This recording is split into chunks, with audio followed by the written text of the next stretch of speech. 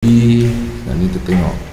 So DP dia saya nak fitting cantik lah. Macam ni kurang kemas, nanti kita akan kemaskan lah. Ok, so kau tengok sini main switch dia 63, pakai SPD ya. Oh ni 0.1, patut dia pakai 0.03 sebab satu RCCB saja. Untuk SPD untuk wire earth dia kecil lah, pakai 2.5. Okay, ni nanti kita tukar pakai 10 mm.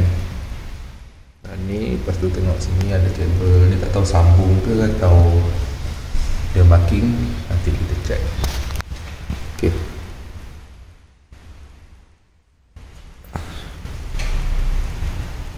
Okay, so kita dah buka DB ni. Wire berselirat wire berselirat, nanti kita akan kemas balik lah. So kita dah marking ada circuit dia, cuma numbering untuk live sahaja dengan watt heater. Ok, tengok kesudahan dia. Ok, masih lagi di side. Selagi tak settle kita tak balik.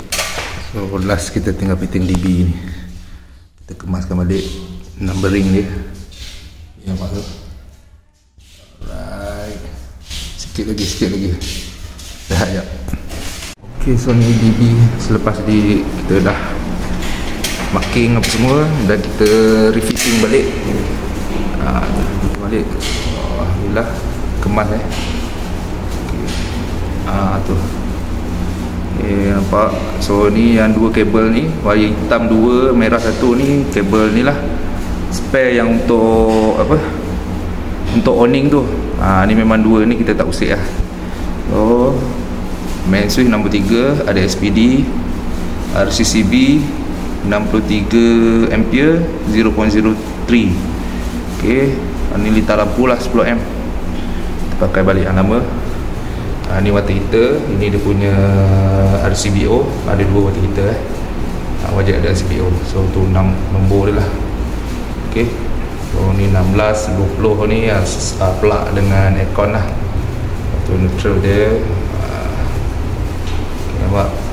Alhamdulillah kemas. Oh ni dia